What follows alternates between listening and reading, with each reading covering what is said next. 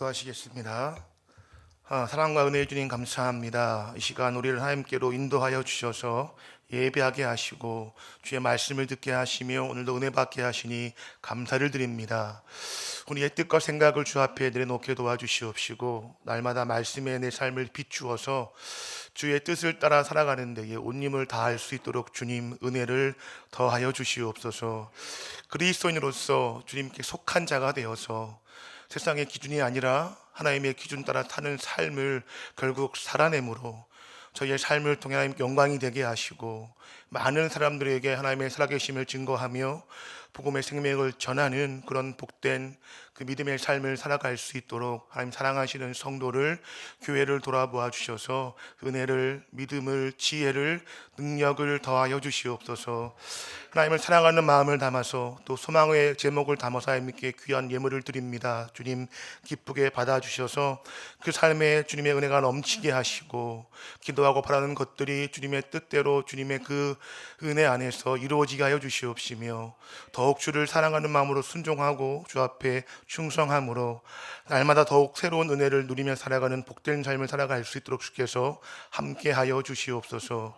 성도를 돌아보아 주셔서 주님 그 가정을, 그 삶을, 그 마음을 주께서 살펴주시고 함께하여 주셔서 우리가 알지 못하는 어려움과 아픔이 있다면 주님 위로하여 주셔서 세상에서는 우리가 환난을 당하지만 주님이 우리와 함께 하시며 우리 마음 가운데 참된 평안을 주신다 약속하셨사오니 그 평안 바라보며 누리며 살게 도와주셔서 주님 낭망하지 않게 하시고 주님 넘어지더라도 아예 자빠지지 않게 하셔서 다시 힘을 얻어서 이 땅을 주님과 함께 살아가는 일에 힘을 다하게 하시고 주님 우리를 교회의 지체로 세워주셨사오니 서로가 서로를 돌아보아서 사랑하게 하시고 격려하게 하시며 위로하게 하시고 필요를 치우는 헌신을 통하여서 그렇게 주의 몸된 교회를 돌아보며 성도를 돌아볼 수 있도록 주님 은혜를 허락하여 주시옵소서.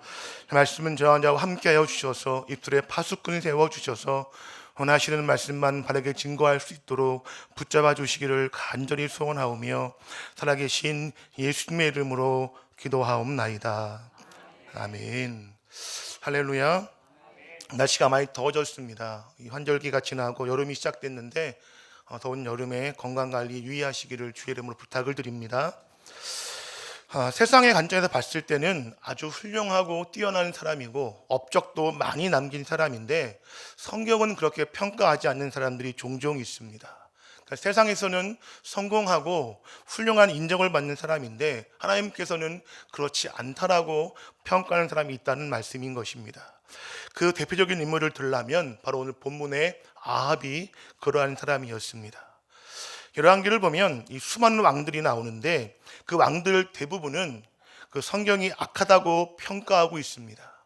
하나님을 떠나서 말씀을 따라 살지 않은 왕들을 하나님은 그의 업적에 상관없이 악하다고 평가하시는 것입니다.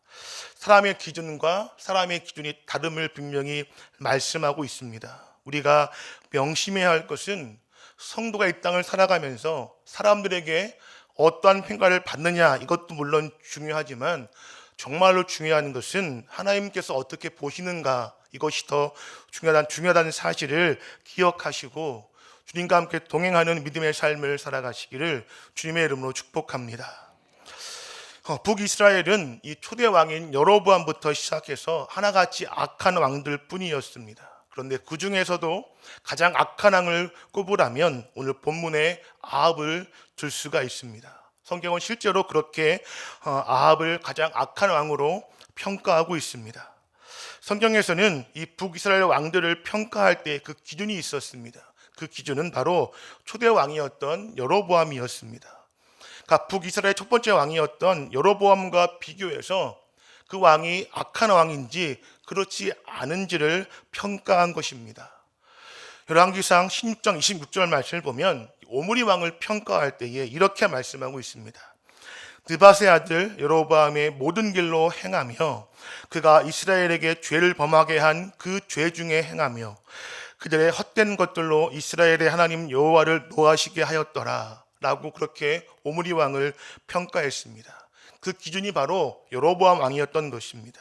그래서 성경은 보통 북이스라엘 왕들을 평가할 때에 여로보암과 비교해서 악했다, 그러지 않았다라고 평가했습니다. 그런데 아합에 대해서는 조금 달랐습니다. 우리 화면을 보고 열왕기상 16장 30절부터 33절 말씀을 읽겠습니다.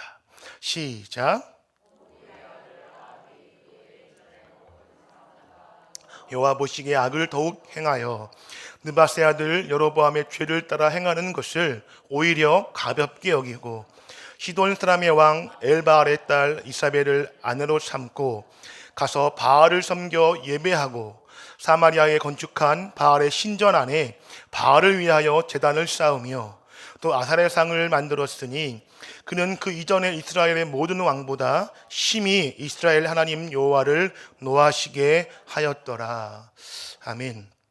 아합은 여로보암의 죄를 따라가는 정도가 아니라 아예 그 죄를 더 앞지를 정도로 악한 왕이었습니다. 오늘 본문의 뒷장인 25절과 26절도 그렇게 말씀하고 있습니다. 함께 읽겠습니다. 예로부터 아합과 같이 그 자신을 팔아 여호와 앞에서 악을 행한 자가 없으면 그를 그의 아내 이세벨이 충동하였음이라.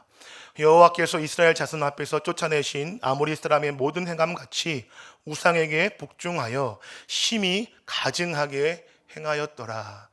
아멘. 아합을 평가할 때에 그 자신을 팔아서 여호와 앞에서 악을 행한 자가 없었다라고 그렇게 말씀하고 있는데 그 이유가 아내 때문이라고 분명히 말씀하고 있습니다.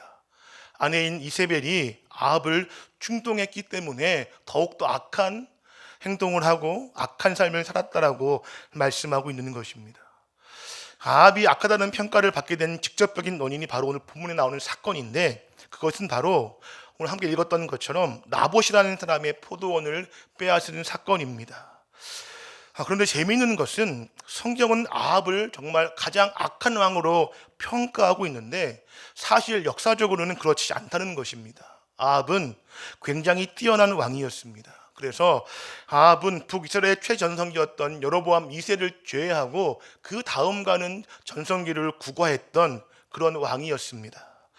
당시 아합이 다스렸던 북이스라엘은 정치적으로나 경제적으로나 굉장히 강성했던 시기였습니다. 그러니까 사람들은 아합의 정치에 별로 불만이 없었던 것입니다. 왜냐하면 잘 먹고 잘 살았고요. 외세의 침입에서 전쟁을 통해서 패한 적이 별로 없었습니다.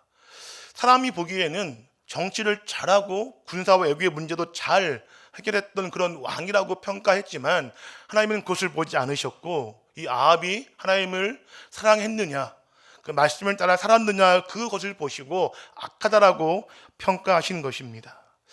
아합이 나합의 포도원을 빼앗은 그 사건도 그 아합의 권력이 최고에 달했을 때에 발생한 사건입니다.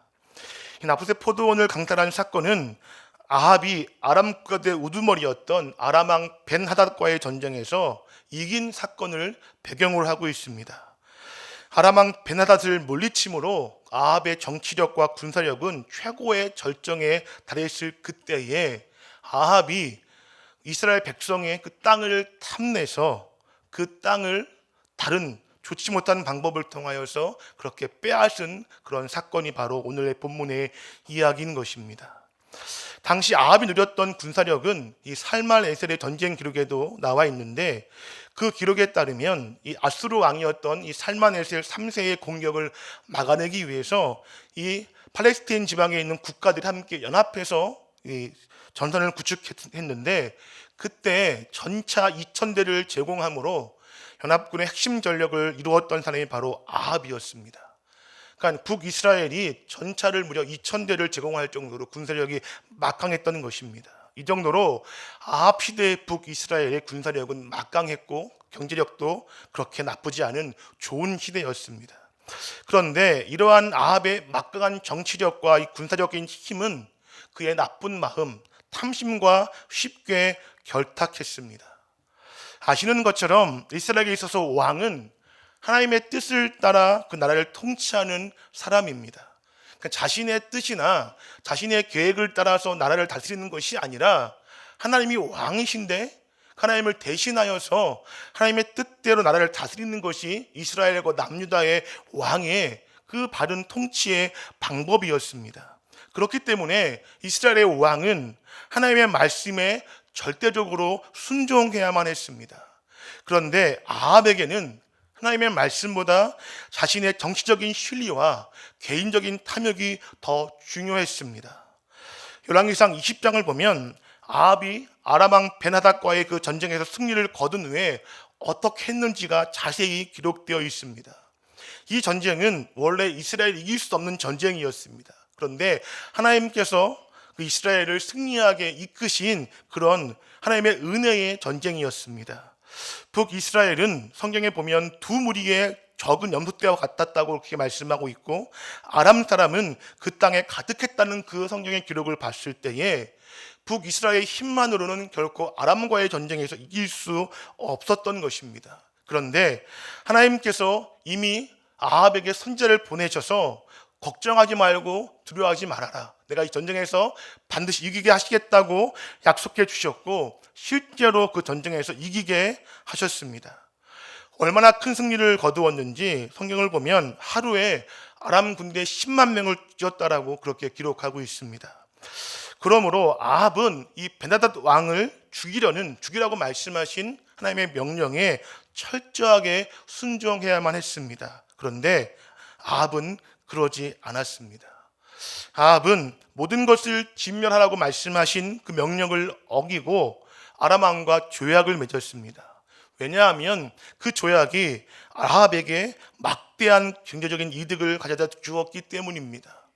주판을 튕겨보았더니 하나님의 말씀을 따르는 것보다 그 왕을 살려주는 것이 더 이익이었기 때문에 아합은 하나님의 말씀을 버리고 자신의 탐심에 따라서 그렇게 자기 마음대로 왕을 살려주고 조약을 맺게 된 것입니다. 그 바로 탐심, 자신의 욕심 때문에 하나님의 말씀을 멀리한 것입니다.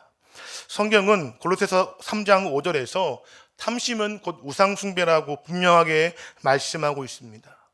왜 탐심이 우상숭배일까요? 그 이유는 그 물질이나 다른 것들을 탐하여서 그것을 하나님의 자리에 놓아두기 때문입니다. 하나님이 우리의 마음의 중심에 계셔야 하고 우리 삶의 가장 높은 곳에 계셔서 삶의 기준으로 우리가 삼고 살아가야 하는데, 탐심은 하나님의 자리에서 끌어내고 내가 좋아하는 것, 내가 욕심내는 것, 내가 가지고 싶은 것들을 탐하여서 그것을 하나님의 자리에 놓아두기 때문에 결국 탐심이 우상숭배가 되고 마는 것입니다.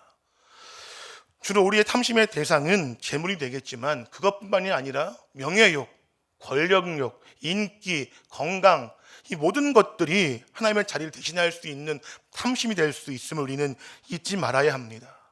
오늘 본문에 나오는 나봇의 포도원 사건은 최고의 권력을 자랑한 아합이 하나님의 말씀을 철저하게 무시하고 어떻게 자신의 탐욕을 이루었는지를 잘 보여주고 있습니다. 나봇은 아합 왕의 여름 별장이 있는 이스라엘의 포도원을 조그맣게 가지고 있었습니다. 함께 1절 말씀을 읽겠습니다. 시작.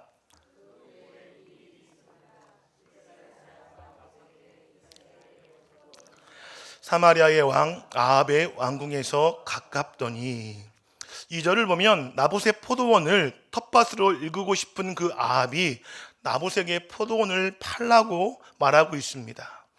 팔되 더 좋은 땅을 주거나 원치 않으면 돈으로 주겠다라고 그렇게 말하지 않습니까?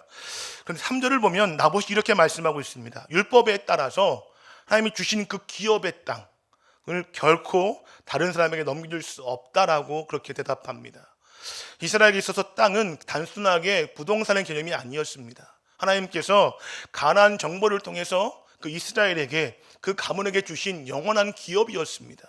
그래서 그것을 다른 사람에게 빼앗기는 것은 하나님의 약속을 어기는, 버리는 것이었고 수치였으며 약속을 바라지 않는 불신앙의 모습이었습니다.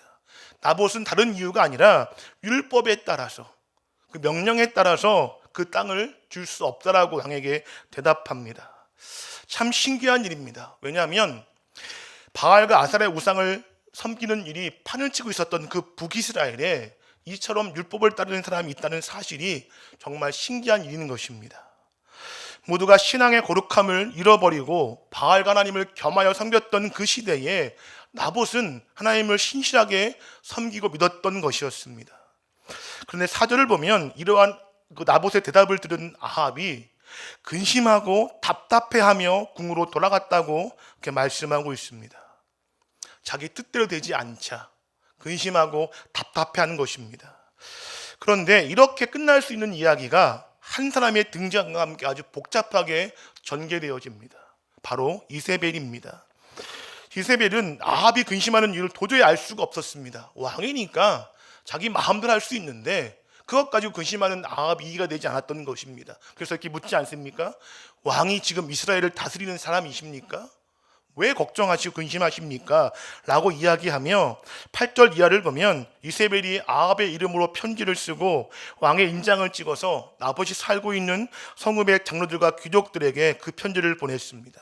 그리고 누구보다도 하나님을 향한 경건한 믿음을 가지고 있었던 그 나봇에게 오히려 하나님을 모욕했다는 그 죄목을 씌우고는 거짓 증인들을 세워서 나봇을 돌로 쳐 죽이게 만들었습니다.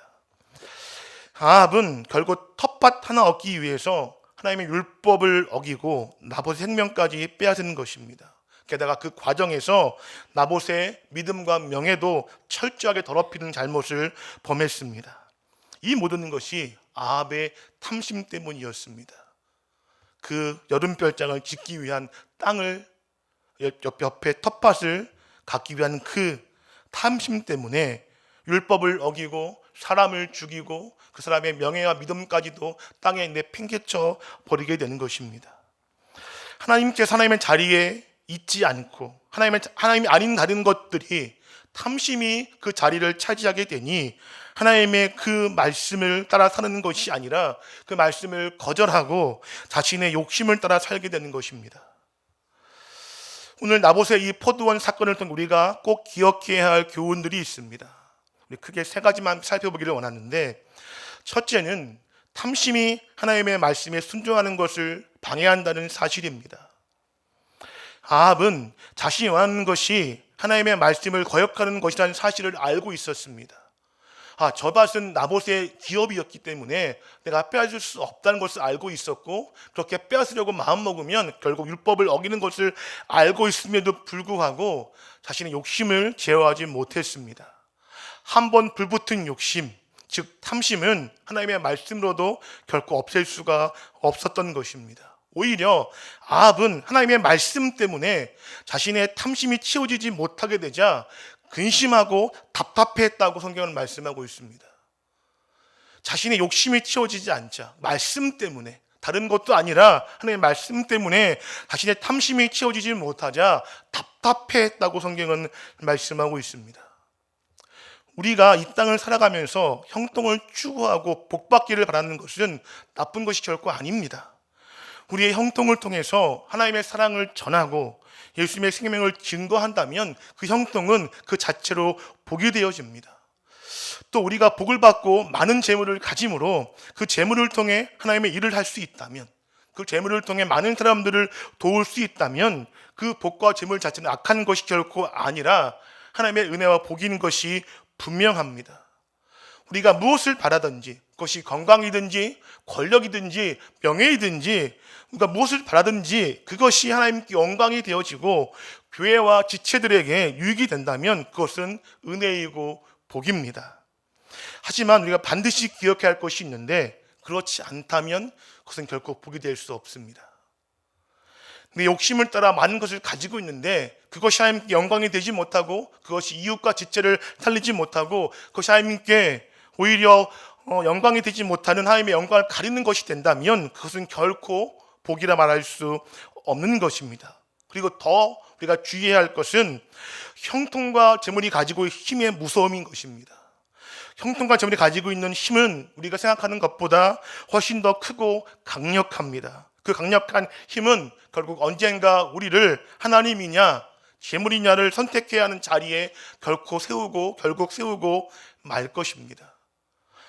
아브라함의 조카 롯을 한번 기억해 보시기 바랍니다. 그가 아브라함과 함께 있을 때에 하나님의 은혜로 가축이 많아지게 되었습니다. 그래서 함께 그 땅에서 가축을 치울 수 없게 되어지자 아브라함이 롯에게 제안하지 않습니까? 네가 땅을 선택해라. 네가 동하면 내가 서로 가겠고 네가 서하면 내가 동으로 가겠다라고 말하지 않습니까? 그런데 그때 롯이 선택하는 땅의 기준이 무엇이었습니까? 풍요함이었습니다. 물이 많고 풀이 많은 땅, 소돔 땅, 그 땅을 결국 선택해서 가지 않았습니까? 그것이 그에게 복이 되지 않았음을 우리는 잘 알고 있습니다. 결국 소돔과 고모라는 그 넘치는 죄악으로 하나님께 유황불이 떨어지는 그 멸망의 벌을 받았고, 롯도 아내를 잃게 되어지고 두 딸조차 음란한 행위를 통해서 가문을 더럽히는 그런 모습으로 결국 살아가지 않았습니까? 형통은 결국 우리에게 그것이 하나님께 영광이냐, 우리의 지체와 교회에 유익이 되느냐, 그거에 따라서 복이 될 수 있고 그렇지 않다는 사실을 우리는 기억해야 합니다. 예수님께서는 누가복음 16장 13절 말씀에서 하나님과 죄물을 겸하여 섬길 수 없다라고 분명히 말씀해 주셨습니다. 지혜와 분별 없이 무작정 형통과 복을 사모하는 그 마음만을 가지면 결국 그 형통과 복이 하나님의 말씀을 가리게 만들고 맙니다. 내 마음에 형통과 복이 가득 채워지면 다시는 하나님의 말씀에 따라 살아갈 수 없게 되고 마는 것입니다. 또 재물이 가지고 있는 그 힘을 우리가 과소평가해 버리게 되면 하나님 말씀에 순종하지 못하게 되고 결국에는 하나님을 버리고 재물을 택하는 잘못된 결과에 이를 수가 있는 것입니다.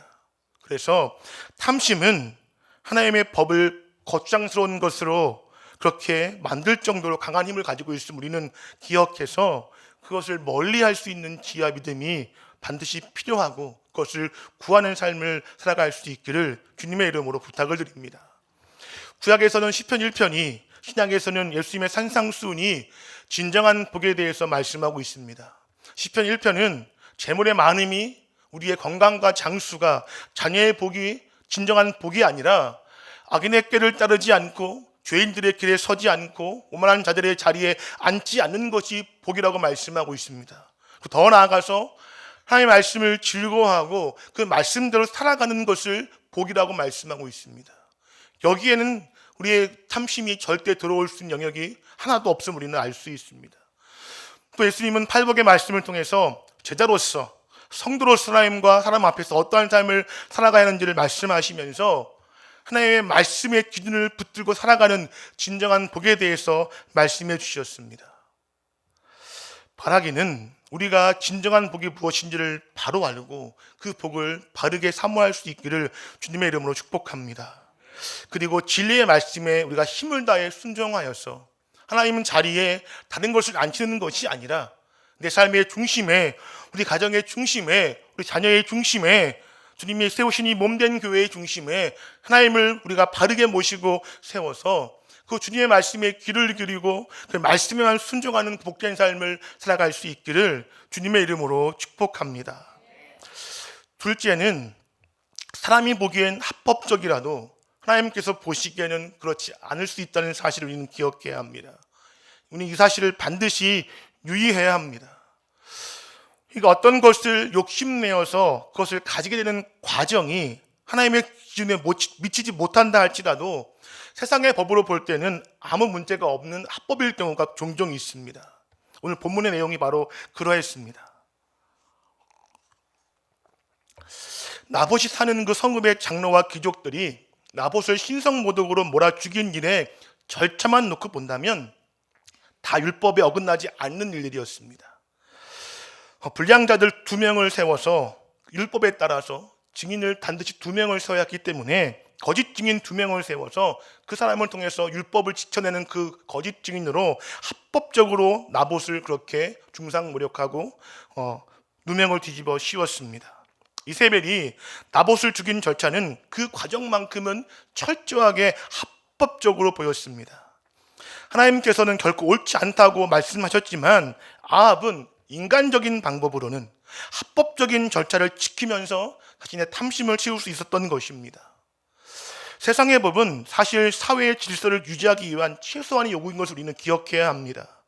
그러니까 멍심해야 할 것은 하나님께서 하나님 백성들에게 요구하시는 기준은 단순히 세상의 법을 지키는 수준이 아니라 그것을 뛰어넘는 거룩함이라는 사실을 우리는 기억해야 합니다. 세상은 가늠하지 않는 것을 법으로 정했지만 예수님께서는 여자를 보고 음욕을 품는 그 자체를 금하라고 우리에게 말씀하지 않으셨습니까? 예수님께서 우리에게 말씀해 주신 것들 중에 일부를 살펴보면 그 기준이 세상의 기준과 상식을 아득히 뛰어넘는 것을 우리가 볼 수 있습니다. 마태복음 5장 39절 이하를 보면 잘 아시는 말씀을 제가 읽어드리겠습니다. 누구든지 내 오른쪽 뺨을 치거든 왼편도 돌려대며 또 너를 고발하여 속옷을 가지고자 하는 자에게는 겉옷까지도 가지게 하며 또 누구든지 너로 억지로 오리를 가게 하거든 그 사람과 십리를 동행하고 너희 원수를 사랑하며 너희를 박해하는 자를 위하여 기도하라라고 말씀해 주셨습니다. 그러면서 결론적으로 45절 말씀에서 이같이 한즉 하늘에 계신 너희 아버지의 아들이 된다라고 그렇게 분명히 말씀해 주셨습니다.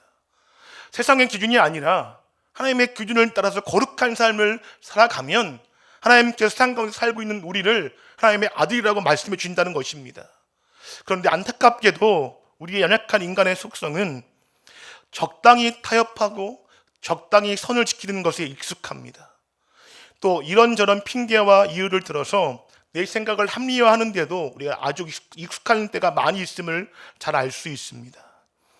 하지만 하나님의 아들, 딸들인 우리는 단순히 세상의 법을 지키며 살아가는 것에 만족할 수 없음을 우리는 기억해야 합니다. 그것이 아니라 우리는 하나님이 원하시는 그 모습을 이루어가는 데에 사도 바울의 고백과 같이 내 몸을 쳐서 복종하는 데까지 나아갈 줄 믿습니다. 세상이 보기에는 합법이고 교회법으로도 불법이 아니라 할지라도 하나님 보시기에 합법이 아니면 그것은 합법이 아닌 것입니다. 아무리 이런 절차적으로 법적으로 문제가 없다 할지라도 하나님 보시기에 그 과정이 옳지 않고 그 중심이 옳지 않다면 그것은 결코 옳은 것이 아닙니다. 우리 이것을 반드시 기억해야 하고 그 법을 따라 갈 것이 아니라 하나님 말씀을 따라 사는 삶을 사는 데에 우리가 목숨을 다해야 할 줄 믿습니다. 나를 통해서 이웃의 필요를 채우시는 하나님의 그 뜻을 내가 지금 제대로 행하고 있는지, 이웃의 그 사람의 그 아픔과 어려움을 내 삶을 다 들여서라도 돕기 위해서 내가 애쓰고 있는지, 내 재물을, 내 재능을, 내 기쁨을, 내 젊음을 하나님의 뜻대로 살고 있는지를 우리는 돌아볼 필요가 있다는 사실입니다. 내가 법을 어겼나 어기지 않았나 이 정도로 살아가는 것이 아니라 하나님의 기준 따라 살고 있는지 우리는 살펴볼 수 있어야 한다는 사실을 기억하시기를 주님의 이름으로 축복합니다. 사도 바울의 고백과 같이 우리는 우리를 위해 사는 존재가 아닙니다. 우리는 하나님을 위해 살아가는 존재임을 믿으시기 바랍니다. 그래서 우리의 삶의 거룩한 모습을 통해서 하나님 영광을 돌리는 그 은혜의 삶을 살아내시기를 주님의 이름으로 축복합니다. 삶의 기준은 하나님이시고 하나님의 말씀인 것을 잊지 마시기 바랍니다. 주의 백성은 삶의 기준을 그 말씀에 두고 하나님께 두면서 살아가야 합니다. 그러므로 그 말씀을 내 삶에 비추어서 내 말은, 내 행동은, 내 생각은, 내 삶은 어떠한지를 바라봐야 합니다. 그래서 그것을 비추어서 하나님 보시기에 옳지 못한 모습이 있다면 철저하게 회개하고 그 직분이 어떠하든지 그 과거의 일들이 어떠했던지와 상관없이 오늘 내 모습을 하나님의 말씀에 비추어 봐서 옳지 못하면 회개하고 하나님께 돌아갈 수 있는 애통한 마음과 거룩한 심령을 소유할 수 있기를 주님의 이름으로 부탁을 드립니다. 마지막으로 탐심은 죄의 연쇄 반응을 일으키는 힘을 가지고 있습니다. 아합의 죄는 10계명의 10번째 계명인 이웃의 소유를 탐내지 말라는 계명을 어기면서 시작했습니다. 그런데 이 죄가 여기서 멈추지 않고 계속해서 거짓 증언하지 말라는 계명을 어기는 것으로 발전했고, 더 나아가서 살인하지 말라는 계명을 어기는 것으로 더 진행하는 것을 볼 수 있습니다. 그리고 결국에는 도둑질하지 말라는 계명을 어기는 것으로 그 죄가 끝이 났습니다. 탐심은 우상 숭배이고 우상 숭배는 결국 그 삶을 파멸로 인도하는 그 힘이 있다는 사실을 우리는 아합을 통해서 확실하게 알 수가 있습니다. 아합의 탐심은 10계명 중 이웃과의 관계에 대한 모든 계명을 거의 다 어기는 결과를 가져왔습니다. 그리고 결국 자신의 삶도 비참한 그 파멸로 나아가는 데에 그렇게 발이 빠지고 말았던 것을 우리는 기억해야 합니다. 탐심을 채우는 과정 속에서 우리도 이러한 죄의 연쇄 반응에 빠질 수 있음을 우리는 반드시 기억하고 조심해야 할 줄 믿습니다.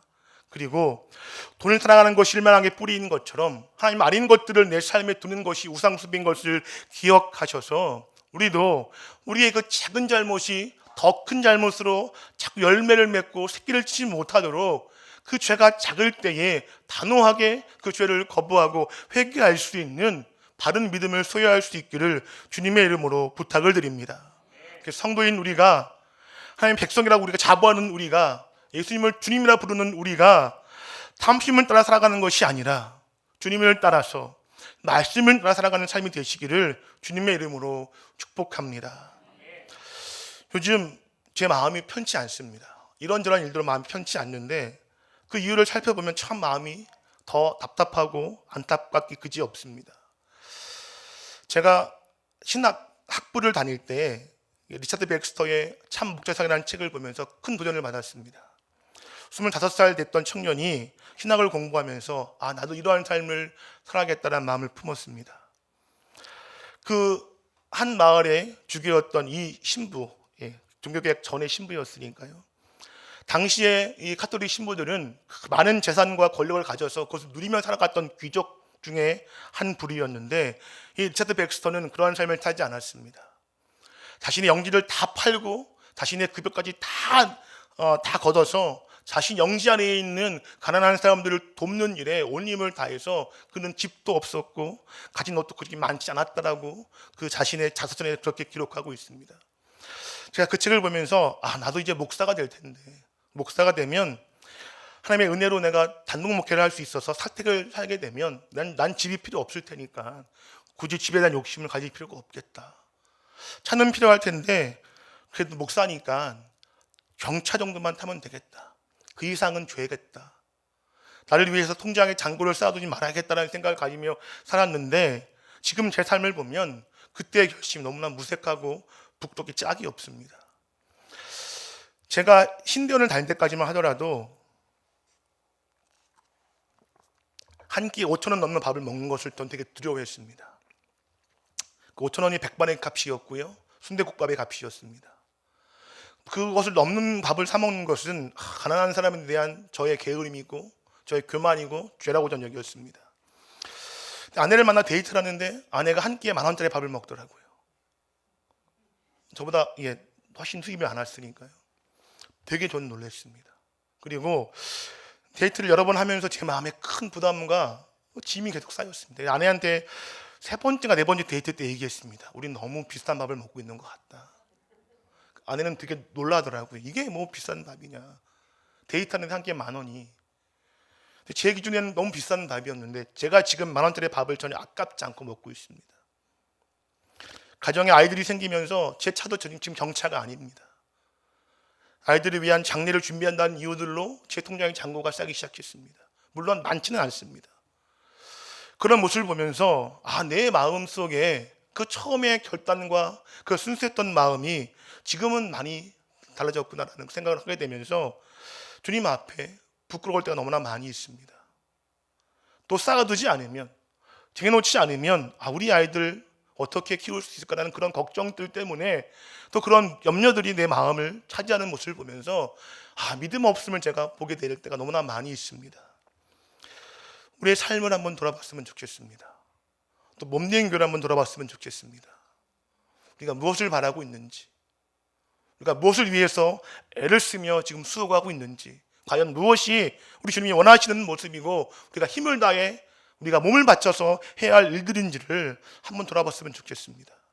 그래서 정말 그것이 하나님이 원하시는 일인지 그렇지 않은지를 돌아보아서 만약에 그렇지 않다는 사실을 알게 된다면 하나님께 나아가서 마음을 토해놓고 내 삶을 주님 앞에 다 쏟아내는 그 열심과 철저한 자복과 회개를 통하여서 다시 그 첫사랑과 그 열심을 회복할 수 있기를 주님의 이름으로 부탁을 드립니다.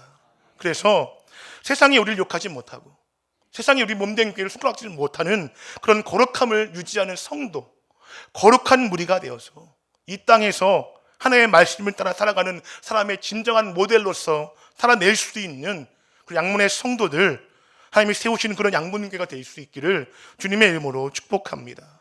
그래서 우리가 하나님을 따라가는 사람인 것을 우리가 마음 깊이 간직하고 하나님 우리 사랑하시는 것처럼 교회를 사랑하시고 성도를 사랑하셔서 용서하지 못할 자가 어디 있으면 용서하지 못할 자가 어디 있겠습니까? 그것을 바라보아서 위하여 기도하고 용서를 구하고 기꺼이 용서하고 끌어안고 하나 되는 일에 우리가 힘을 다하는 것이 하나님 보시기에 기뻐하신 일이 아닌가 생각이 되어집니다. 그 일에 우리가 마음을 쏟고 기도하셔서 하나님이 주인 되시는 교회를 함께 다 이뤄갈 수 있기를 다시 한번 주님의 이름으로 부탁을 드립니다. 기도하시겠습니다. 하나님 감사합니다. 우리를 사랑하여 주셔서 우리를 택하시고 구원하시며 지금까지 함께 하시고 모든 것을 주신 은혜에 감사를 드립니다. 하나님은 내 삶의 주인 삼았고 내 삶의 왕으로 모셨는데 하나님 시간이 많이 지나면서 정말 내 인생의 주인이 누구이고 내 인생의 왕이 누구인지를 우리가 잊지는 않았는지 하나님 돌아보게 하여 주시옵소서. 하나님 그리하여서 세상의 기준이나 합리적인 그런 수준의 그런 삶을 살아내는 것이 아니라 하나님께서 말씀하시기를 내가 거룩하니 너희도 거룩하라 하신 그 말씀을 우리가 기억하여서 그 거룩을 유지하기 위해서 우리가 힘을 다해서 말씀에 순종하고 하나님께 나아가는 그런 신앙의 삶을 살아갈 수 있도록 하나님 은혜를 더하여 주시옵소서. 주님 어렵고 긴 이 답답한 시간을 보내고 있는데 하나님 이것을 해결하실 수 있는 분은 오직 우리 주님밖에 없음을 고백합니다. 하지만 주님 우리가 그 일에 도구가 되어지기를 원하고 하나님 역사의 통로가 되기를 원합니다. 지금 그러기 위해서 내가 깨어있게 하시고 회개하게 하시고 주 앞에 거룩한 삶을 회복하게 도와주셔서 주님 간절히 기도하고 원하기는 우리를 통하여서 하나님께서 그 일을 이뤄갈 수 있도록 주님 역사하시고 함께하여 주시옵소서. 나의 마음과 생각은 다 내려놓게 도와주시고 주님만을 내 마음에 모시고 내 삶의 주인으로 고백하며 교회의 주인이 하나님이심을 다시 한번 우리가 고백하는 그 믿음으로 힘을 다하여 살아내므로 말미암아 하나님 원하시는 가장 좋은 모습의 결과를 우리가 누리며 하나님께 함께 나아가 찬양하며 감사하며 서로 부둥켜 안고 화해하고 사랑하는 모습을 반드시 이룰 수 있도록 주님 역사하여 주시옵소서. 그렇게 하실 살아계신 예수님의 이름으로 감사하며 기도하옵나이다. 아멘.